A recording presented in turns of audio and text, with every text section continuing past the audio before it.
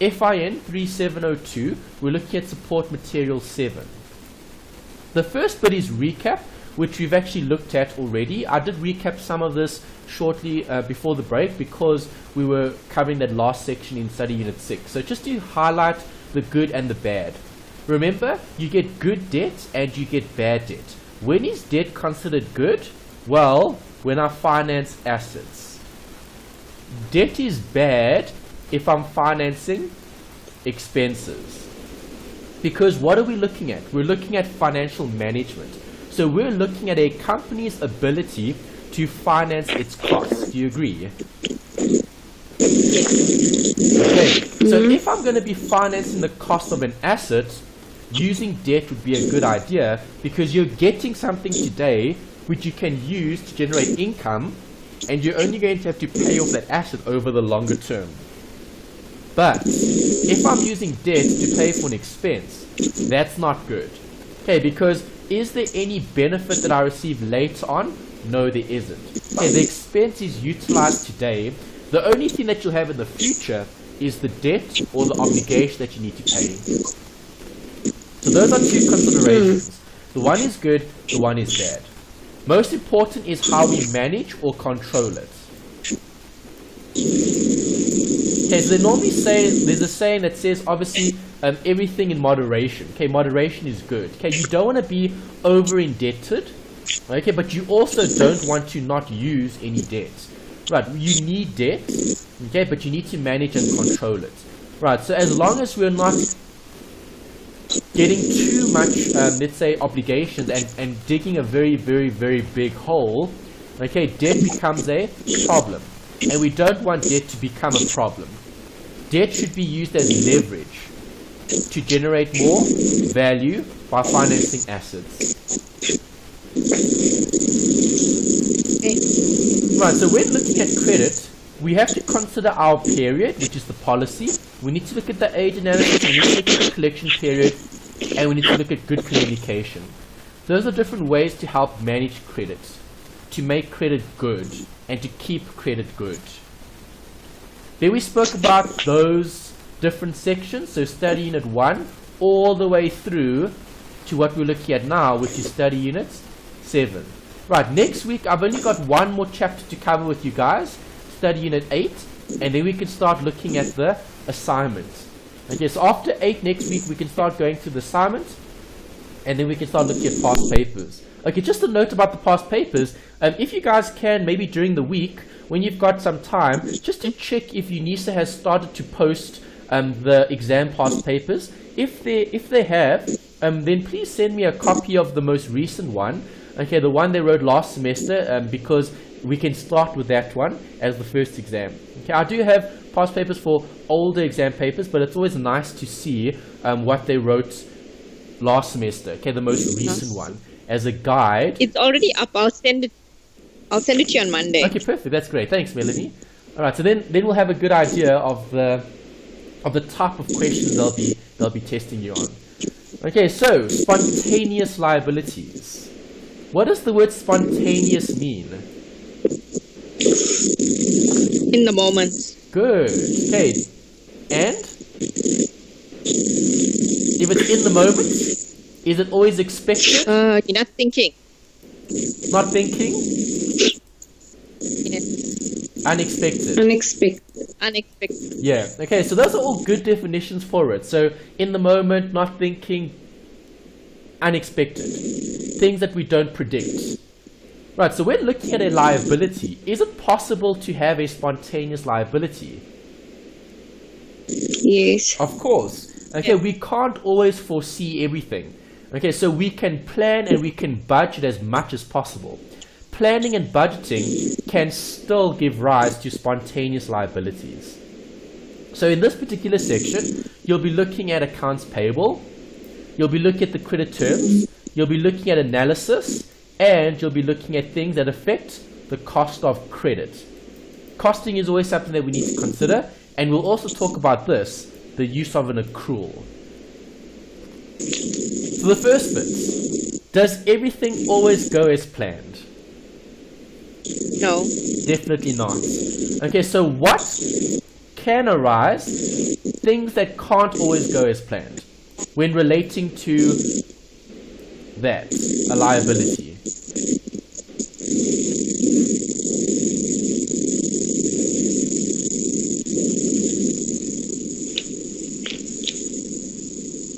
Examples? Sorry, what did you say? An example for something that doesn't always go as planned relating to liability.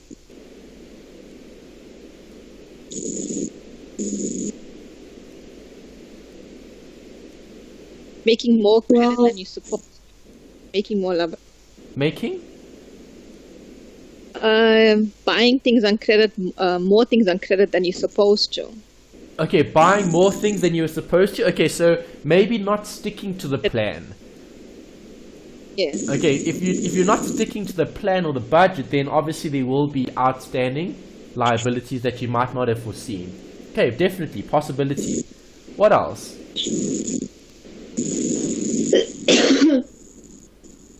Well, unexpected things like, I don't know, theft or whatever that you have to finance. Okay, like an theft. accident. Yes, or an accident. Yes, okay, so risk. If something risky occurs, that can create a spontaneous liability. Good. So if someone steals something that you have and it isn't insured, okay, then that's going to be a cost that you're going to have to cover. Right. Something else that you could consider here as well is a missed payment. Okay, what happens if you miss a payment? There's going to be interest and maybe a penalty that you might have to incur. All right, so things don't always go as planned. Right, for a whole host of different reasons. It could be human error. You've missed something. It could be something that you've done. Okay, so you've overspent. Or it could be something that happens. It could be a risk event. Okay, so something negative like an accident or theft or other. Right, so for a company, when managing credit, what can go wrong when doing this?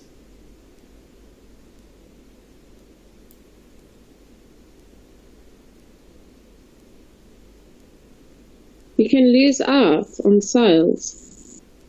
Okay, so sales could be affected if you're not managing your credit. Okay, you could be giving too much credit, right? Or you Yes. could be too strict.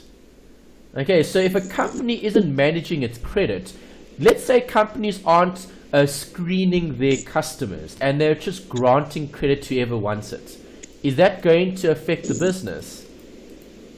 Yes. Yes. Okay, what could Yes. go wrong? Well, bad debt. Okay, something else could be fraud. Right, so if you're not managing credit, could there be fraud being committed in your company? Yes. Yes. Yes. Okay, what happens if you're not identifying your customers? Can you collect the debt? No. No, so if you're not asking for a proof of residence or something that gives you evidence of their, let's say, background, contact details, etc., you're not going to be able to follow up. You're not going to be able to call them and receive that those monies back. Okay, because remember, what happens with a credit sale? Someone buys now and they pay for it later. Okay, so No. did you know credit? Where did the word credit come from? Why is credit called credit? I have no idea. No idea. Okay, credit comes from the Latin word credere. And credere means to like trust someone. It's like a, we spoke about trust last week. Yeah. Yes. Okay, so Yes. credit is basically Latin. Okay, it's a Latin word for credere, meaning it's like something based on trust. It's like a contract based on trust. Because at the end of the day, that's all it is. It's you're trusting someone to pay you in the future. Do you agree? Yeah. And that's what it is. And Yeah. Obviously, we can make it fancy. We can put all these legal terms in the contract. We can give discounts. We can give all sorts of fancy policy terms and benefits and all of that. But at the end of the day, it's basically just a relationship based on trust. Okay, does your customer trust you Okay, and do you trust them? And if there is trust between those two parties, you can now enter into a agreement. Okay, into a credit agreement. Okay, so it's based on trust. Right, so when operating a business, what costs are constant? What costs do we never ever change?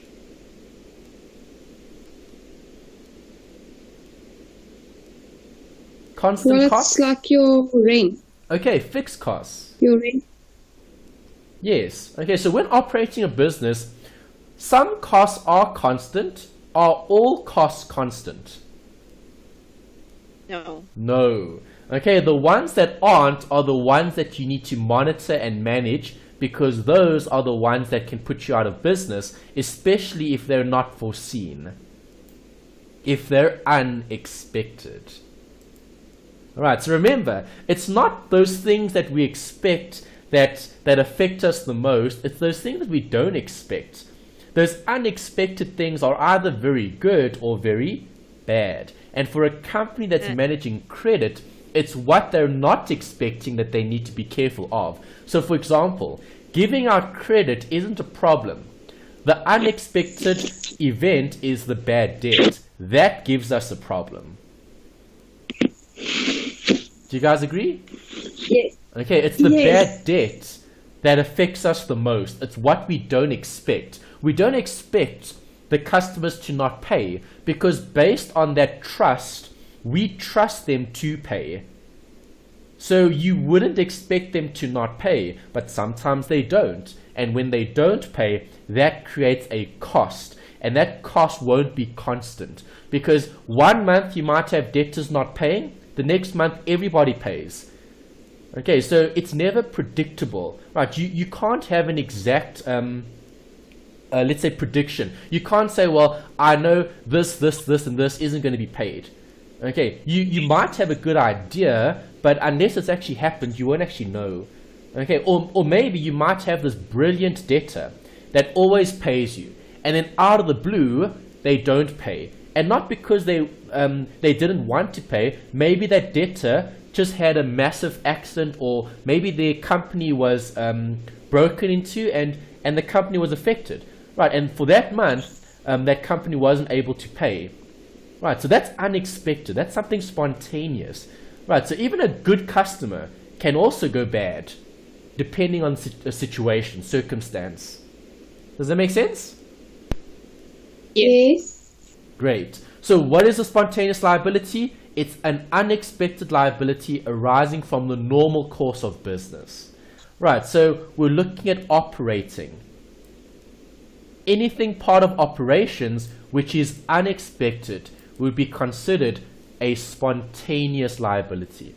So trade and other payables can give rise to spontaneous liabilities. Interest, penalties, charges, those types of things. And accruals could also give rise to a spontaneous liability. Those are some of the more unexpected liabilities that we look at here. Okay, so factors that drive unexpected liabilities.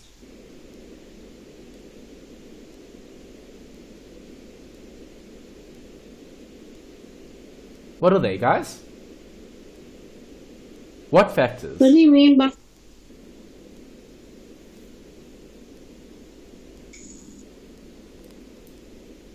Well, your debtors. Risk, that's a factor. Sale. Okay. Risk is a factor that would drive the unexpected liability. Okay, so higher risk versus lower risk. Okay, obviously higher risk would mean more unexpected liabilities potentially. Lower risk would mean less unexpected liabilities. What else?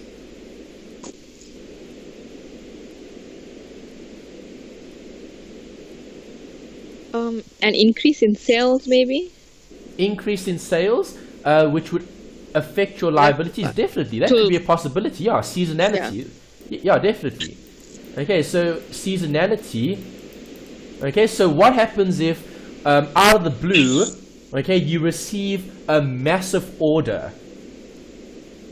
That's an unexpected liability, because now you might have to meet that obligation and you have to incur more debt to perhaps satisfy the customer's needs. Okay, but that's a good thing. if people are wanting to buy more, that's good. As long as they're going to pay for that large order, then that's fine. Okay, what else?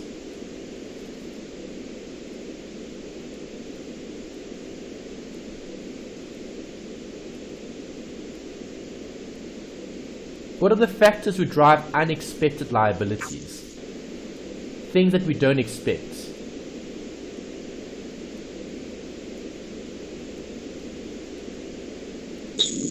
Like we mentioned earlier, like accidents maybe. Okay, so Fire, accidents, theft. yeah, definitely in terms of external. So what about external things like the economy? Okay, unexpected liability could be something like taxes. Okay, the taxes go up and now you have an unexpected liability to pay. Okay, or what happens if the interest rates go up? Now you've got an unexpected liability because now you're accruing more income on your loans. Okay, so before you thought you could pay, now you can't because the rates have changed. Okay, that's an external factor. So the market, okay, the supply and demand, okay, the maybe the preferences. So what preferences do we have? Okay, preferences could also be a factor that could drive your unexpected liabilities. Okay, make sense? Yes. Right, so how do we manage and deal with spontaneous liabilities?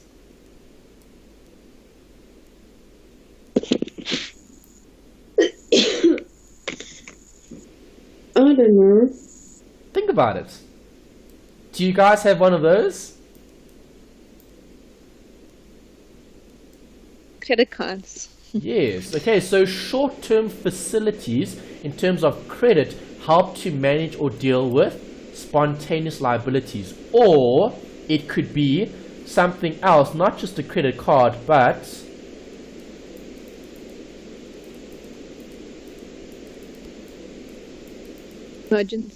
emergency fund. Okay, which would be savings. Right, so do you guys have an emergency fund? Yes. Okay. Is there something that you can access? So before going straight to the credit card, you have something that you can utilize. Right, because obviously step number one would be to check, is there savings available? If there is, then let's use that to finance the spontaneous liabilities. If there isn't, then we consider using the short-term finance, which is normally the credit card. Okay, and if the credit card isn't available, then you might have to look at the long-term finance. So you might look at that. Maybe utilize some of the home loan in terms of the accessible part of the loan, the bond, the access bond, okay, and pay off the liabilities. Right, so there's always a way. Okay, there's short-term and there's long-term financing.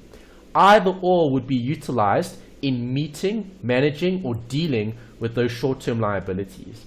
Okay, so we get two types of financing, unsecured and secured. We'll talk more about this in the last chapter. Study Unit 8 covers the different sources of funding. Okay, where can we get finance? And just to highlight the difference now, is there a difference between secured and unsecured? Yes. Yes. Okay, so which is this, the credit card?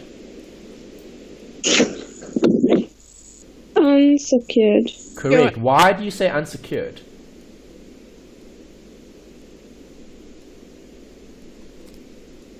I don't know. Because there's no collateral. Yes. Okay, collateral is something of value that's placed as security. So a home loan, is there collateral? Yes. Yes, there's security because there's a property involved. Right, so if the bank can't receive payments from the mortgagee, from the mortgagee, okay, the mortgager will then claim the property. Okay, they can take the property, auction it off, and pay off the liabilities. Right, so remember, firms want access to cash. That's so important. The more access to cash you have, the better your management of cash, the better your ability is to meet your spontaneous liabilities. Okay, because it's what we don't expect that can harm you the most. Alright, so without unnecessary costs, interest-free periods, credit terms, those are all ways to, inverted commas, access cash. Okay, so having an interest-free period on a particular loan, okay, or a particular account allows you to use cash today for other things, right, and then pay later. Happy? Yes. Good. Okay, so remember to always seek short-term financing when trying to meet unexpected costs. You can use long-term financing, but you wouldn't want to unnecessarily take out a long-term loan to pay for a short-term expense. Okay, normally you need to meet the timing. Okay, so long-term assets with long-term loans, short-term assets with short-term loans, because of secured and unsecured lending. Right, so there's the note about the cash conversion cycle. You've seen it before, and here we're talking about this, the trade and other payables. Trade and other payables is looking at your creditors, which affects which components? The APP. So do we want it to be longer or shorter? Longer. Correct. You want the payment period to be as long as possible without incurring additional costs in the form of a spontaneous liability. Okay, because if you leave the creditors alone, they're going to keep charging you interest, and eventually they'll come knock on your door with lawyers to ask and demand for the payment. Okay, so that's something that you need to do in terms of managing your liabilities, right? Making sure that we don't have unnecessary expenses because we're not meeting our obligations. Right, so what is the firm's view? Okay, Melanie gave us the answer. You need to extend it as much as possible. Okay, extend the APP. Pay as slow as possible. Happy? Yes. Good. Okay, maybe just to highlight this again, unsecured financing. Why do we consider it unsecured financing? Because they're helping your operations. Helping the business's operations. Right, by getting good terms with your creditors, it's actually a form of financing. Right, we're familiar with that because we've discussed it before. Okay, most people don't realize how valuable creditors are. If you can secure really good terms, and if you have really good relationships with your creditors, that's really, really important for running a successful business, because this is going to help your business, paying as slow as possible. Right, so then we need to analyze the terms. We need to look at the time horizon. Are longer credit terms better or worse? What do you guys think? Better. Better in which situation? Yes. If you have to pay. Better when paying, not so good when receiving, right? Mm-hmm. Okay, so remember the view. What view would the business have on the following in their books? Debtors, what's the view? Good. Pay as soon as possible, you need to receive. Okay, incentivize payment. Okay, receive sooner rather than later. Okay, what's the view on a creditor? You're making payment. If you're making payment, extend it as far as possible without incurring interest and penalties. Okay, reduce the interest rate. You don't want to pay lots of interest, so try to keep that as low as possible. Find providers that don't charge such high interest. Keep the cost as low as possible. Okay, so there's obviously a different view for each of these. Okay, so let's consider these two companies. Okay, we've got A and B, and then later we'll discuss C and D. Right, so which credit terms are more favorable for the business if the business is considering purchasing from one of the companies below? Okay, so let's start with A and B. Okay, you guys decide for yourself which is better, A or B. Okay, take a minute to think about that, and then we'll discuss it.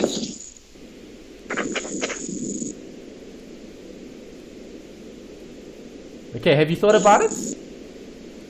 Yes. Okay, so Tammy, do you like A or B better?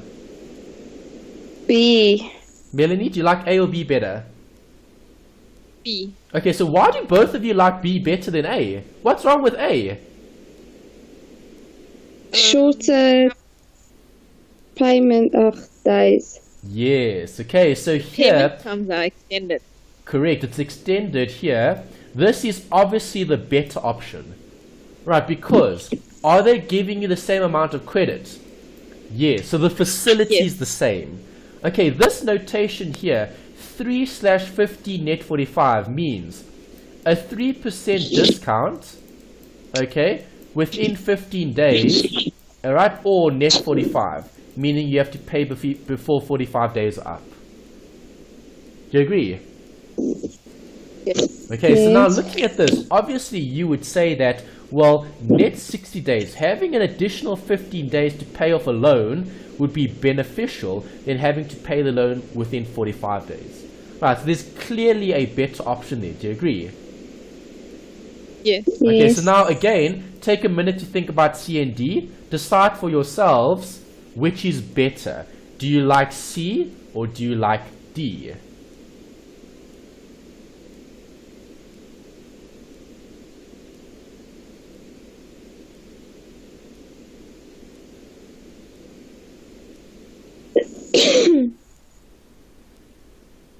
Okay, have you thought about that? Yes. Yes. Alright, Melanie, which do you like better? C. Okay, Tammy, which do you like better? Also C. Okay, so why do you both like C? What's wrong with D? Isn't D better It's than less C? money. No, because it's less money that you get credit, and your discount is less. Okay, so Tammy, so you're talking about C. So you like C because you said this is bigger and you get a bigger discount. Yes. Yes. Okay, Melanie, why did you like C? It's the same reason. Same reason. Okay, but what's wrong with company D? Because D gives you longer to pay. Yes, their discount is smaller, but you need to pay within 10 days. Here, the discount is within 15. So which But is it's better? less money. Which is better? Yeah. It's less There's more money. credit offered there's more credit offered with company C. Okay, so definitely in terms of the credit, you would get more access to credit from C than you would from D. But what happens if you only wanted 5,000 Rand as a credit facility? Then maybe time could be the biggest factor. So paying off 5,000 net 45 would make more sense perhaps than paying it off net 30. So is it possible to say for certain which is better, C or D?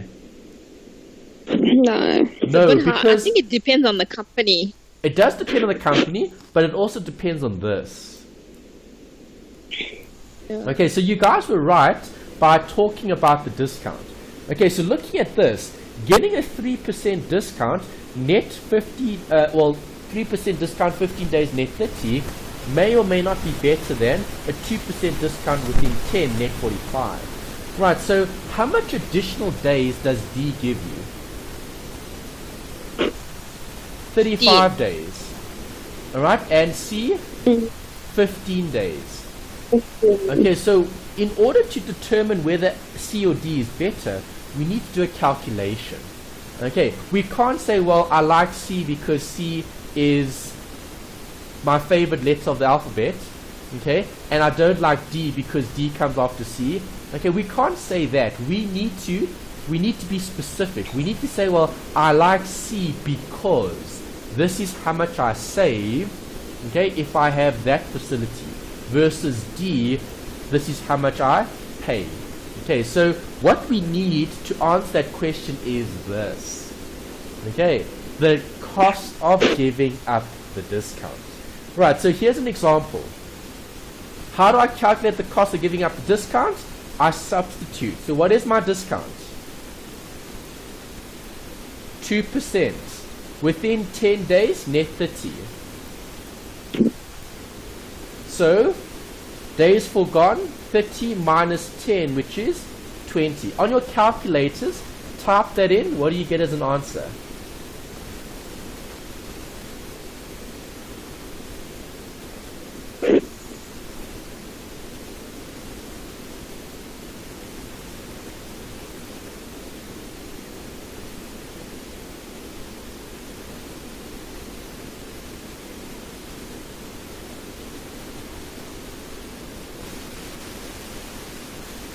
What are you guys getting? I don't have my scientific calculator with me. Okay, Melanie? Okay, I'll tell you now.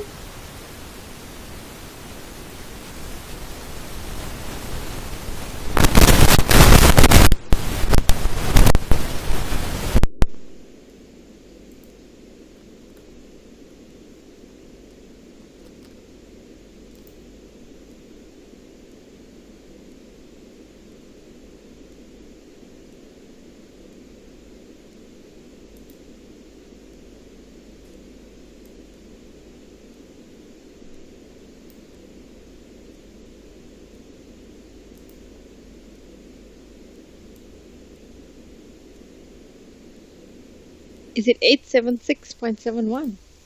Wrong. Alright, let's check.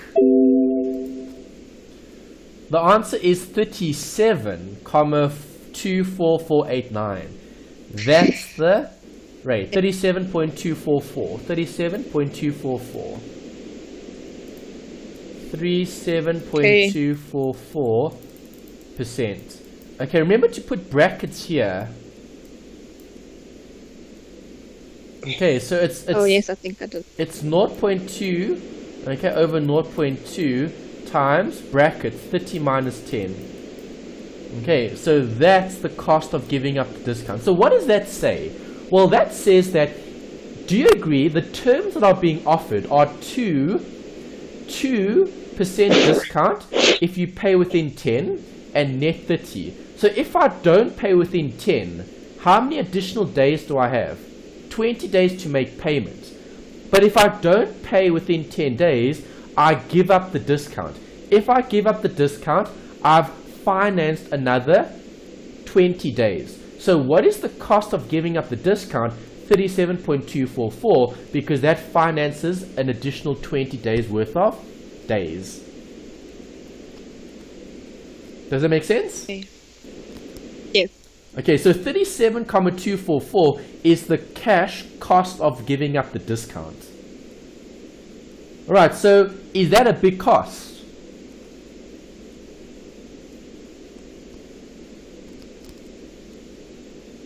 Is that a big cost? Yes. Yes, 37,244 is pretty big. Okay, so to leave out the discount or to not utilize the discount effectively costs you 37,244. That's what you're saying. By not making use of the discount, you're giving up 37,244. So how worthwhile is this discount? It's quite good, do you agree? Right. Okay, if it was greater, it'll even be better. Then we'll definitely use it, because the cost of not using it is too high. Okay, if financing is more important in terms of time, well then you might not use the discount. But if you don't use the discount, it's going to end up costing you 37,244. Right, so now you've made it worthwhile for the for the consumer, the customer, to pay you earlier rather than to pay you later. Does that make sense? Yes. Okay. Alright, so you have a few here to try. Example 2, 3, and 4. Right, so write down the equation, substitute the amounts in, and see if you can calculate the correct answer.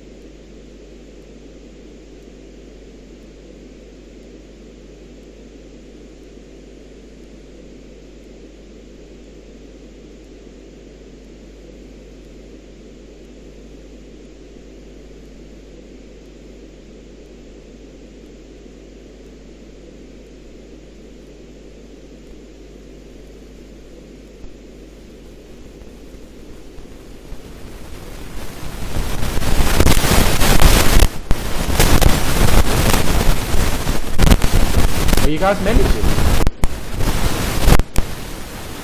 Yeah.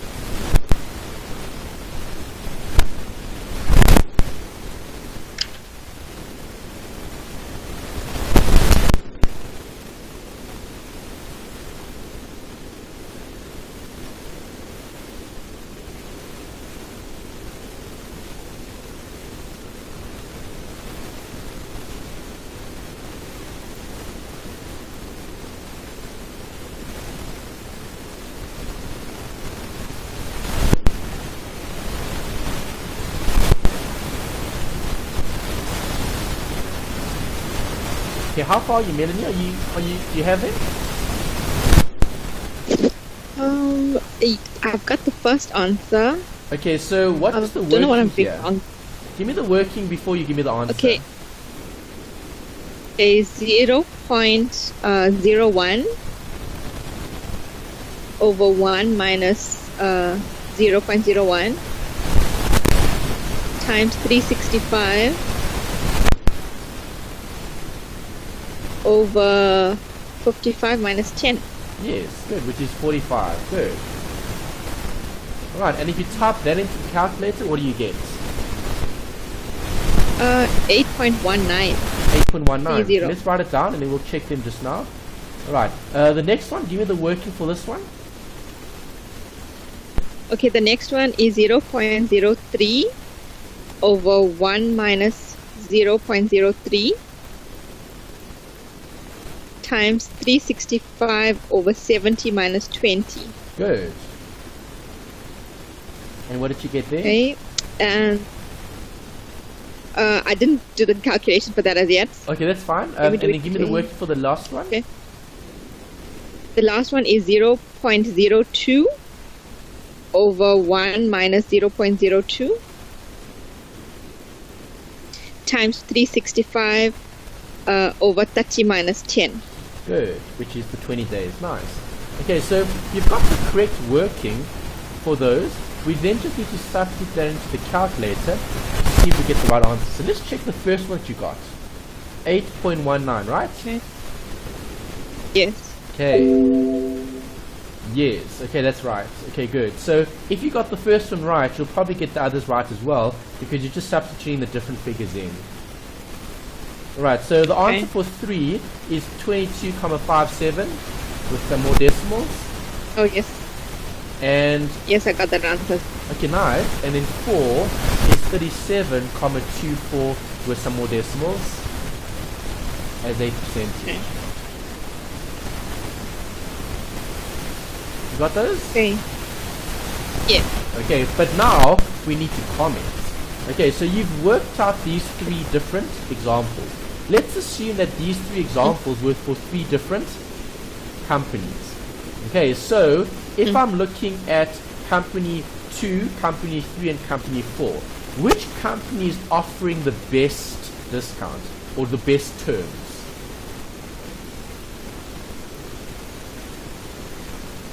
Would it be 4? Why? I mean,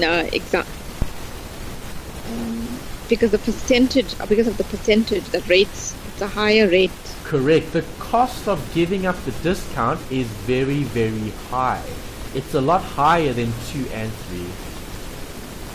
Okay, so for example, if we had terms with the company, with the second company, okay, example 2, okay, 8.1% isn't that much.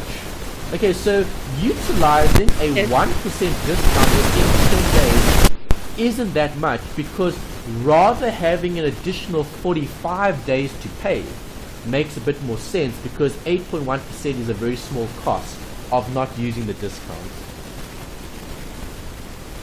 Does that make sense? Yes, it does. Okay, so can you see the application? So I now know what the cost is of the discount. So if I know the discount is going to cost 8.1%, okay, giving up that discount isn't that detrimental to the business because it's only 8.1%. Okay. But, example 4, here I'm getting a 2% discount within 10 days. If I don't use the discount, I need to pay off over 30. Right, so here a 2% discount is the discount that I have, okay, within 10 days. If I don't, I need to finance, okay, the rest, which is the 20 days. So the cost of giving up a 2% discount is 37.24. That's a much bigger cost than the first scenario. Okay. Okay, because in the first scenario, you had more time, and it was only 1%. Here, you've got a bigger discount and a shorter time. So not paying the discount adds up to a higher cost for the business. Do you agree? Yes. Okay, so another question. If you had these 3 as your creditor, okay, so you had creditor 2, creditor 3, and creditor 4. Which creditor are you going to pay first?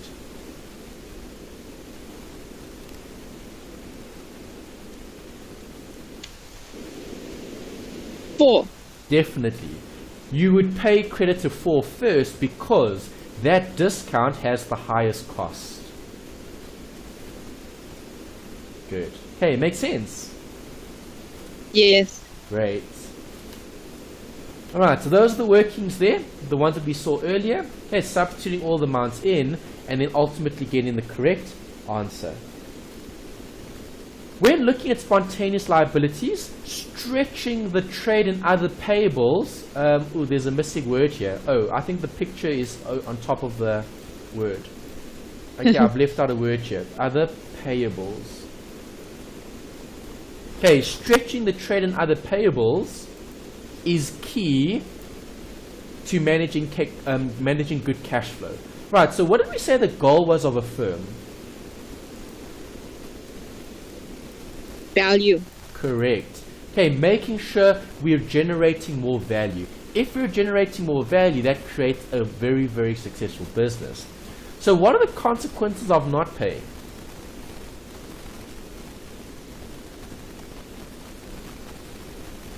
Interest. Good. And?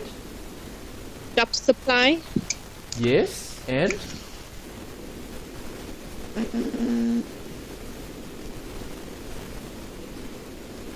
Penalties maybe? Yes. Okay. And what about harming the relationship? So if I don't pay the creditor, do you think I'll get better or worse terms? Worse terms. Probably worse terms, or And then you'll have, yeah. or you won't get any. And then better you'll have terms. someone that will be nagging you all the time as well. Correct. Okay, so that's also administration. Okay, so wasted time and effort. Okay, with all the calls. Okay, and the maybe legal action perhaps. That could be something that could come up. Alright, so good. So Yes. do you agree the credit monitoring is so important, especially with a liability? Because if we don't pay those liabilities, what happens? There's an obligation. And our obligation's good.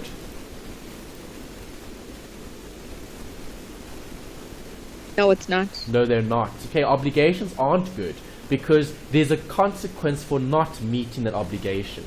Right, interest and other charges. Right, then you've got a note here about an accrual. What is an accrual? Here's your accounting.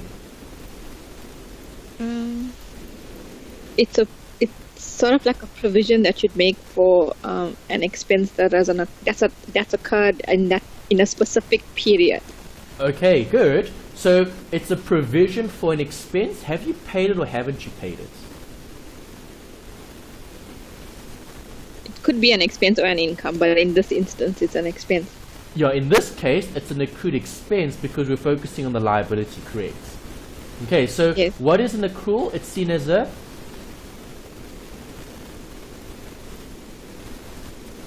It's a liability. an amount outstanding, a liability, yes. Can accruals help companies manage cash flow?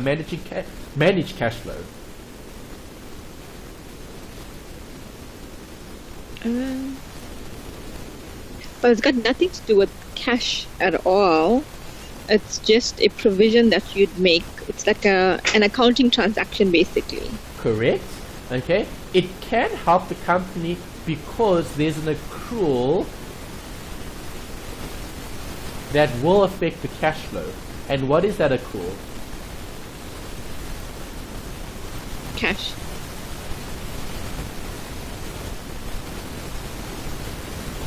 Salaries and wages. Okay, so what is the most common company accrual? Okay. Wages. Why?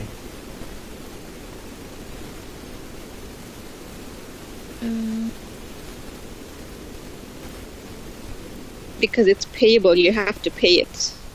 Okay, you have to pay it, but when do you have to pay it? That's the big question, because we're focusing on the Weekly. spontaneous liability. So when do companies pay wages? Every week. Possibly every week, yeah, if it's more temporary staff. Okay, if it's permanent staff, Monthly. monthly. Okay, and do No. they pay that at the beginning of the month or at the end of the month? Or when do they pay it? At the end of the month. Okay, so what Yeah, must it's you an do during accrual. the month? You have to provide for it. You'll have to make an accrual for it. You have to operate, you have to do, you have to work. Do you agree? Yes. Okay, so when companies focus on accruals, they're looking at ways to do what? Help operations. Right, but operations is the key because the operations generate the cash flow, right? Yes. Okay, so you're working for the company for the entire month. You're generating sales for the company for the entire month. When does the company pay? Only at the end of the month.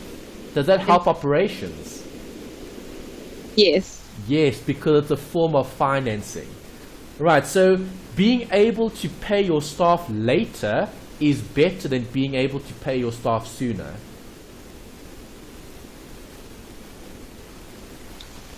Make sense? Yeah. Okay, it's an accrual. Right, and then that covers that chapter. The last bit was the spontaneous liability. Any questions, Melanie? Okay. No question.